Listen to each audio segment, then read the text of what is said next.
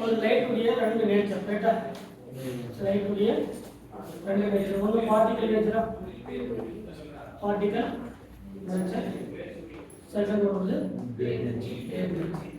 இந்த particle nature and wave nature இதுதான் வந்து இந்த லைட் உடைய ரெண்டு ப்ராப்பர்ட்டி சரிங்களா ஃபர்ஸ்ட் ப்ராப்பர்ட்டி வந்து பார்ட்டிகல் நேச்சர் செகண்ட் ப்ராப்பர்ட்டி வந்து வேவ் நேச்சர் இந்த பார்ட்டிகல் ப்ராப்பர்ட்டி வந்து எக்ஸ்பிளைன் பண்ணக்கூடியது தான் நமக்கு போட்டோ எலக்ட்ரிக் எஃபெக்ட் சரிங்களா என்ன effect photo electric effect photo electric எஃபெக்ட்னா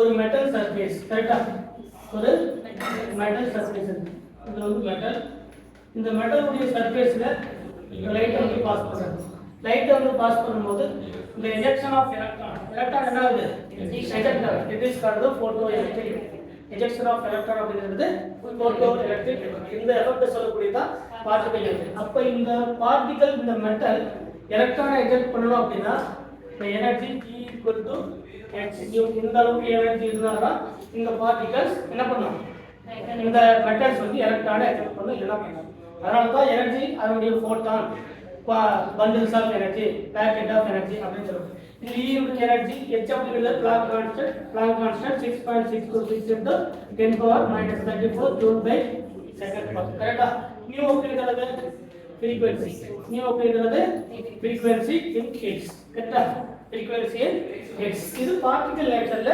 வரக்கூடிய இந்த பார்ட்டிகல் நேச்சர் ஒரு லைட் உடைய நேச்சர் ரெண்டு ப்ராப்பர்ட்டி ஒரு பார்ட்டிகல் நேச்சர் அதை எக்ஸ்பிளைன் பண்ணக்கூடிய தியரி வந்து போட்டோ எலக்ட்ரிக் எஃபெக்ட் இந்த போட்டோ எலக்ட்ரிக் எஃபெக்ட் வந்து ஒரு மெட்டல் உடைய சர்ஃபேஸ்ல லைட்டை வந்து பாஸ் பண்ணும்போது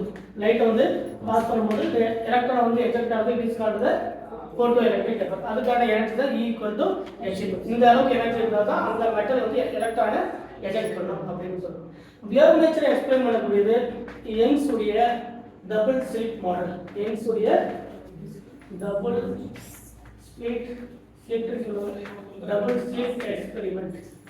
ஸ்லிட் எக்ஸ்பெரிமெண்ட் இதுதான் வந்து ஒரு லைட் உடைய வேவ் நேச்சர் வேவ் அப்படிங்கிறது நல்லா தெரிஞ்சுக்கணும் குவாண்டம் கெமிஸ்ட்ரியில psi1 psi2 psi3 சரிங்களா அதான் குவாண்டம் கெமிஸ்ட்ரி psi அப்படிங்கிறது வேவ் ஃபங்க்ஷன் psi அப்படிங்கிறது வேவ் ஃபங்க்ஷன் இந்த யங்ஸ் உடைய டபுள் ஸ்லிட் எக்ஸ்பெரிமெண்ட் என்ன சொல்றது அப்படின்னு பார்த்தா ஒரு எலக்ட்ரோமேக்னெட்டிக் ரேடியேஷன்ல அதனுடைய வேவ் ஆல்ரெடி சொல்லிருக்கோம் எலக்ட்ரோமேக்னெட்டிக் ரேடியேஷன்ல ரெண்டு கேட்டகரி இருக்குது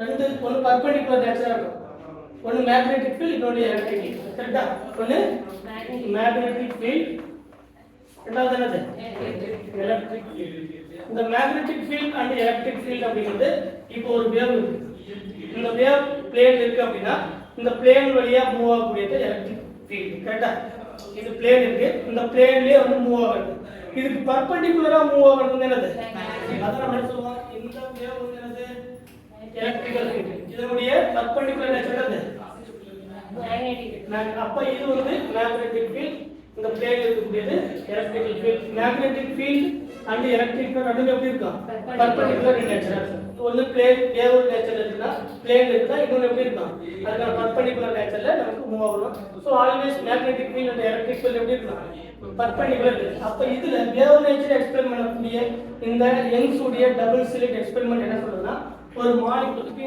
நம்ம எடுக்கக்கூடிய ஒரு அன்னோன் சாம்பிள் அதனுடைய வேவ் ஃபங்க்ஷன் இப்போ இது பிளஸ் இது மைனஸ் சரிங்களா இப்போ இதனுடைய வேவ் ஃபங்க்ஷன் sin பிளஸ் இன்னொரு வேவ் ஃபங்க்ஷன் இன்னொரு இருக்கு நம்ம எடுக்கக்கூடிய லைட் உடைய வேவ் ஃபங்க்ஷன் எலக்ட்ரோமேக்னெட்டிக் ரேடியேஷன் உடைய வேவ் ஃபங்க்ஷன் நம்ம எடுக்கக்கூடிய அன்னோன் சாம்பிள் உடைய வேவ் ஃபங்க்ஷன் அப்ப அதனுடைய சாம்பிள் உடைய வேவ் ஃபங்க்ஷன் இது பிளஸ் இது மைனஸ் இப்போ ரெண்டும் சேம் நேச்சரா இருக்கா it is called the constructive overlap it is called the constructive overlap so constructive overlap அப்படினா அதோட amplitude increases amplitude அப்படிங்கிறது electron density increases it is called the bonding molecular orbital it is called the bonding molecular orbital அப்ப psi1 அப்படிங்கிறது நம்ம எடுத்துக்கூடிய electromagnetic radiation or light அதனுடைய wave function unknown sample உடைய electromagnetic radiation க்கு plus இது ரெண்டுக்குரிய interaction involve ஆகும்போது light உடைய wave function unknown sample உடைய வேவ் ஃபங்க்ஷன் ரெண்டு சேர்ந்து நமக்கு ஒரு பாண்டிங் கிரியேட் பண்ணுது. அதான் இன்டராக்ஷன் எலக்ட்ரோமேக்னெட்டிக் ரேடியேஷன்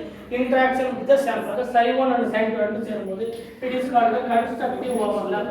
இது என்னது கன்ஸ்ட்ரக்டிவ் ஓவர்லாப். இந்த கன்ஸ்ட்ரக்டிவ் ஓவர்லாப் நடக்கும்போது அந்த ஆம்ப்ளிட்யூட் அப்படிங்கிறது இந்த ஆம்ப்ளிட்யூட் என்னது ஆம்ப்ளிட்யூட் கரெக்டா இல்லையா? இந்த ஆம்ப்ளிட்யூட் வந்து இன்க்ரீஸ் ஆகுது. It is called the bonding molecular orbital. இப்போ ரெண்டுத்துக்கும் இன்டராக்ஷன் இல்ல அத ரிப்பல்ஷன் சொல்றோம் இல்லையா? அப்படி நடக்கும்போது என்ன நடக்கும்? இது psi1 பிளஸ் இது மைனஸ் எலக்ட்ரோமேக்னெட்டிக் ரேடியேஷன் உடைய வேவ் ஃபங்க்ஷன் பிளஸ் லைட் நம்ம எடுக்கக்கூடிய அன்னோன் சாம்பிள் உடைய வேவ் ஃபங்க்ஷன் இப்படி இருக்கு. இது பிளஸ் இது மைனஸ் இது மைனஸ் இது பிளஸ். இப்போ என்ன ஆகும்? ரெஸ்ட்ரிக்டிவ் ஓவர்லாப் அதனுடைய வேவ் ஃபங்க்ஷன் என்ன ஆகும்? இந்த மாதிரி இருக்கும். அதனுடைய எலக்ட்ரான் டென்சிட்டி டிக்ரீஸ் ஆகும். It is called the restrictive overlap. சரிங்களா? இது சொல்றது யங்ஸ் உடைய டபுள் ஸ்லிட் எக்ஸ்பெரிமெண்ட் சொல்லுது.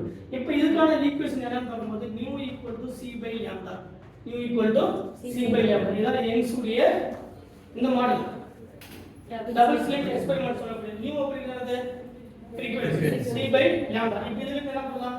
மூணு ஈக்குவேஷன் டெரைவ் பண்ணலாம். ஒன்னு lambda = c by frequency c by கரெக்ட்டா இல்லையா mu இல்லனா நம்ம c வந்தா c equal to mu into lambda. இது எல்லாத்தையும் எக்ஸ்பிளைன் பண்ணக்கூடியது தான் இந்த யங்ஸ் உடைய டபுள் ஸ்லிட் எக்ஸ்பெரிமெண்ட். அப்ப ஒரு பார்ட்டிகல் நேச்சர் ஒரு லைட் உடைய பார்ட்டிகல் நேச்சர் எக்ஸ்பிளைன் பண்ணும்போது போட்டோ எலக்ட்ரிக் எஃபெக்ட் அதோட வேவ் நேச்சர் எக்ஸ்பிளைன் பண்ணும்போது யங்ஸ் உடைய டபுள் ஸ்லிட் எக்ஸ்பெரிமெண்ட். இதுதான் கன்ஸ்ட்ரக்டிவ் ஓவர்லாப் டெஸ்ட்ரக்டிவ் ஓவர்லாப்னு சொல்லக்கூடியது.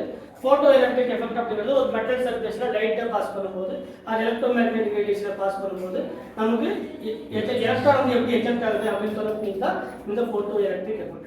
இதனுடைய ப்ராப்பர்ட்டி இருந்து ஒரு பார்ட்டிகல் நேச்சர் வேவ் நேச்சர் இருந்து ஒரு நம்ம எடுக்கக்கூடிய ஒரு அன்னோன் சாம்பிள் ஒரு எலக்ட்ரோமேக்னெட்டிக் ரேடியேஷன் கூட இன்டராக்ஷன் இன்வால்வ் ஆகும்போது அந்த மாலிகூல்ஸ் எப்படி ரொட்டேட் ஆகுது. அப்படி ரொட்டேட் ஆகும்போது அந்த molecules they can create a permanent dipole moment. It is called the microwave active or rotational active molecule. Answer புரியுதுங்களா? அப்ப அந்த மாலிகூல்ஸ் வந்து நம்ம எடுக்கக்கூடிய மாலிகூல்ஸ் ஒரு எலக்ட்ரோமேக்னெட்டிக் ரேடியேஷன் கூட இன்டராக்ஷன் இன்வால்வ் ஆகும்போது அந்த மாலிகூல் ரொட்டேட் ஆகும். அதாவது ஒரு பர்மனன்ட் டைபோல் மூமெண்ட்டை கிரியேட் பண்ணும். பர்மனன்ட் டைபோல் மூமெண்ட்டை கிரியேட் பண்ணா அந்த molecule rotational active molecule. Rotational active molecule. ஆப்ஷன்ல போன டைம் கேட்ட क्वेश्चन என்னன்னா which one of the following is rotational or microwave active nuclei எதுன்னு கேட்டாங்க. Carbon di oxide N2 O2 HCl CO2 அதான் கேஸ் அதுக்காக தான் நான் क्वेश्चन சொல்றேன். CO2 அப்படிங்கிறது IR ல வந்து ஸ்ட்ரெச்சிங் ஃப்ரீக்வென்சி பெண்டிங் இருக்கு. அதுல ஸ்ட்ரெச்சிங் வந்து சிமெட்ரிக் ஸ்ட்ரெச்சிங் இருக்கு அசிமெட்ரிக் ஸ்ட்ரெச்சிங் இருக்கு. அதனால தான் கார்பன் டை ஆக்சைடு வந்து IR ல ஆக்டிவ் கரெக்ட்டா IR ல ஆக்டிவ். ஆனா மைக்ரோவேவ் பொறுத்த வரைக்கும் பர்மனன்ட் அது வந்து டைனமிக் டைபோல் மூவ்மென்ட்னு சொல்றோம். டைனமிக் டைபோல் இங்க அது பர்மனன்ட்டா ஒரு டைபோல் மூவ்மென்ட்டை கிரியேட் பண்ணுது. அப்ப டைபோல் மூவ்மென்ட் அப்படிங்கிறது mu = d இல்லையா? q into d. இந்த d ங்கிறது mu அப்படிங்கிற டைபோல் மூவ்மென்ட்டா mu அப்படிங்கிறது டைபோல் மூவ்மென்ட் q அப்படிங்கிறது சார்ஜ் q அப்படிங்கிறது சார்ஜ் d அப்படிங்கிறது டிஸ்டன்ஸ் d அப்படிங்கிறது டிஸ்டன்ஸ்.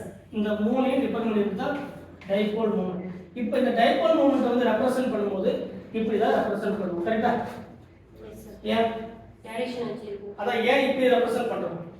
வெக்டாரோட இது என்ன இதை மென்ஷன் பண்ணுது அப்படின்னு பார்த்தா இப்போ ஒரு மாலிகூல் ஹைட்ரஜன் இருக்கு ஹைட்ரஜன் இருக்கு சைலண்ட் இருக்கு சரிங்களா? H plus Cl minus H plus Cl இப்போ இது பிளஸ் இது மைனஸ் கரெக்ட்டா? இந்த பிளஸ் தான் இது ஆன்சர் புரியுதா? இப்போ இந்த டைரக்ஷன் எதை நோக்கி போகணும்? பிளஸ்ல இருந்து மைனஸ்ல நோக்கி போகணும். பிளஸ்ல இருந்து அப்போ இது டெல் பிளஸ் இது டெல் மைனஸா டெல் பிளஸ் இது இப்படி இருந்தா அது டைபோல் மூவ்மென்ட்டை கிரியேட் பண்ணுது.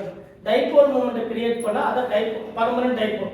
இப்படி இருந்தா அந்த molecule rotational active or microwave active molecule சரிங்களா? ஆனா கார்பன் டை ஆக்சைடு எடுக்கும்போது அதோட சிமெட்ரிக் நேச்சர் அசிமெட்ரிக் நேச்சர் இல்ல பெண்டிங் தான். அதாவது வைப்ரேஷன் ஆகும்போது தான் அது சிமெட்ரிக்கா இருக்கா அசிமெட்ரிக்கா இருக்கா பெண்டிங் இருக்கா அந்த பெண்டிங்ல பிளேன் பெண்டிங்கா அவுட் ஆஃப் தி பிளேன் பெண்டிங்கா பிளேன் பெண்டிங் வரும்போது சிஸ்டடிங்கா ராக்கிங்கா அவுட் ஆஃப் தி பிளேன் வரும்போது ட்விஸ்டிங்கா ராக்கிங்கா அப்படிங்கறது எல்லாமே நம்ம பார்ப்போம்.